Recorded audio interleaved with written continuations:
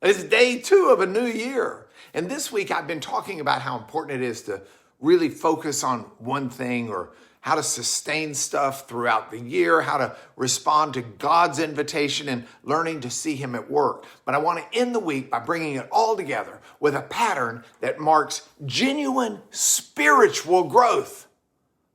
That's moving from plea to praise, from crying out to God to celebrating what God has done.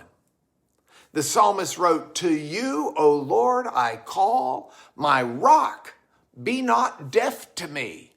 And then later says, "Blessed be the Lord, because he's heard the voice of my pleas for mercy." He continues, "The Lord is my strength. He's my shield. In him my heart trusts. I'm helped. My heart exalts. And with my song, I give thanks to him." You'll find all of that in Psalm 28. And I want you to see the movement in the psalm. It starts out with a desperate crying out. "Don't be silent, God, hear me. Help me." But by the end, it's erupted into praise. "Blessed be the Lord. He heard me. My heart exults. I give thanks." So what changed?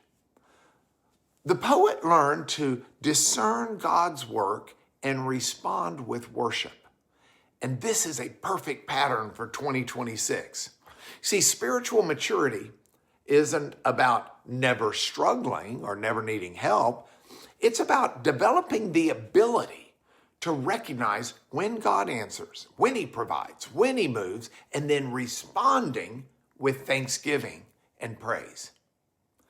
I know a woman who tracked her prayers for a year. She wrote down every request, every plea, every desperate cry. But she also went back and marked when and how God answered. By the year's end, she had pages filled not just with requests, but with recognition of God's faithfulness. And her prayer life transformed from a list of demands to a dialogue of gratitude. In 2026, let's cultivate this pattern. Let's cry out to God honestly when we need him.